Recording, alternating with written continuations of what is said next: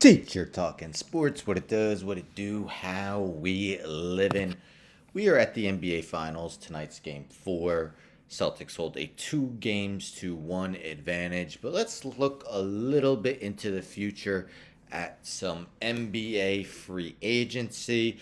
Teams are not allowed to agree with free agents until June 30th, so that's only 20 days away. So John Hollinger of The Athletic, he previously worked for the Memphis Grizzlies. I believe he was their vice president of basketball operations, and he also worked for ESPN for a while now with The Athletic. He has something called boards projection. So it's actually big O rating.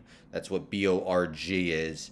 And then it ends with a dollar sign. So big O rating dollar sign. So it's basically his method of analytics. He's actually, I believe, the creator of PER. His way of analytics to figure out how much certain free agents should make.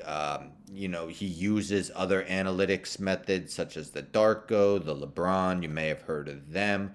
So basically, he uses his Borgs to come up with the top 25 free agents in this offseason. And as he mentions, there's 25 guys through his boards method that are worth more than a non-taxpayer mid-level exception, which is 10.3 million this season. So let's get into his top 25 through his boards projection. Starting at the bottom, 25 through 21. Colin Sexton, 25th, coming off an injury-plagued season. Very prolific scorer, not exactly the most efficient. I think he'll get more of that. I could see him in a Jamal Crawford / Lou Williams role off the bench. We got Pat Connaughton, 11.41 million. That seems reasonable for the Milwaukee Bucks to re-sign him. Anthony Simons, who put up some huge numbers once Damian Lillard went out with injury. I think he'll definitely get more than that. Cody Martin of the Hornets, I believe that's too much. Kevin Looney probably has made himself more dollars off of his playoff performance. He has been excellent for Golden State, manning the middle. So I believe, that might be a reasonable amount when it may have seemed crazy heading into the playoffs. Let's look at 20 through 16. 20th, we got Nicholas Batum at 13.73 million. Was basically a castaway with the Charlotte Hornets. Looked like his career was pretty much finished, but revitalized it with the Clippers. He has a player option for 3.3 million. He's definitely going to decline that. I should have mentioned Cody Martin and Anthony Simons are restricted, as is Colin Sexton. Pat Connaughton has a 5.7 player option. I'm sure he's going to decline. Next, we have 19th, Tyus Jones. Tyus Jones, for like the past 3 or 4 years, has been among the leaders in assist to turnover ratio. Has just never had that full-time role as a starting point guard. DeLon Wright, it's kind of surprising he's ahead of Tyus Jones. Didn't get huge minutes for the Hawks, of course, playing behind Trae Young. Montrezl Harrell, we already know what his game's about. Very stellar offensive player off the bench, but the reason he is a bench player is because he brings very little at the defensive end. Dante Vincenzo, we didn't get to see much of him with the Kings, but he's a 25-year-old guard and was a starter for the Bucks just in the 2020-21 season. Let's go 15 through 11. We got Bobby Portis. He's got a 4.56 million player option. Sure, he's going to decline that.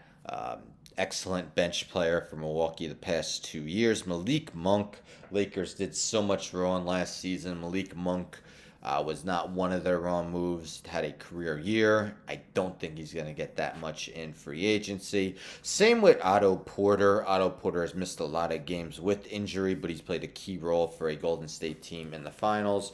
Jusuf Nurkic was hurt for a lot of last season, but he's still just surprisingly going to be just 28 years old when next season starts. Superb rebounder and great post-up player. Mitchell Robinson, he 18.86 million projected. I think the Knicks could have offered him 4 years, 60 million, something around there. I believe they never did. So now he enters free agency, and that's a big question. Will the Knicks look to retain him? As a Knicks fan, I kind of hope we do. Top 10, surprise at number 10, slow motion for me. Kyle Anderson with the Grizzlies. Definitely a solid defensive player, but I doubt he's going to get that much, as do I doubt Bruce Brown's going to get that much, although he did have an excellent season for the Nets this past year. He's not exactly a good enough offensive player to really demand that much money. And same with Chris Boucher. Chris Boucher has played a very solid role for the Raptors, probably averaging about 22 minutes over the past 2 seasons. I just cannot foresee him making that much. Maybe somewhere closer to the mid-level exception. Then you see there's a huge jump from 8 to 7, nearly $10 million. Jalen Brunson, one of the standout players in this year's playoffs, as Dallas made it to the conference finals. Let's see if he is, of course, someone that the Mavericks should look to re-sign, but definitely would have to get deep into the luxury tax in order to pay him, because he earned himself a lot of money. Miles Bridges is a restricted free agent. Not a lot of teams with huge cap room. You would have to assume that Charlotte would look to match any offer he may receive. And let's get into the top 5 free agents, starting with DeAndre Ayton. He is restricted, so you would think Phoenix would match anything, but a lot of the reports are mentioning that it's looking more and more likely that DeAndre Ayton will not be on the Phoenix Suns next season. Zach LaVine, projected at $31.72 million, has had some great scoring seasons with the Chicago Bulls. Probably not that 1A piece, but a solid number 2 on maybe a championship contender. Bradley Beal was hurt a lot of last season. Probably will opt out and can be offered, I believe, 5 years and $242 million by the Wizards. There's been no signs or signals that Beal is looking to leave the Wizards. James Harden has a player option for $47.4 million at the age of 33 come August. Do you really expect, should the Sixers offer him 5 years, $270 million? That's a max he could get after this past year's this season's postseason. That seems absolutely crazy. And $48.5 million for Kyrie Irving kind of seems crazy too. Just, is he reliable enough? Never mind his stance on the vaccine. We've seen him miss games for other things as well, and he's been injury plagued much of his career. So there we have it. Those are the top 25 projected NBA free agents according to the board's projections by John Hollinger. What do you think? Which of those guys seem to be projected way too high, way too low? Who do you think's underrated, overrated? Who's someone that wasn't listed that you think should have been included? Let me know in the comments. Don't forget to subscribe, like the video, share the video, hit the bell for notifications. I'm out.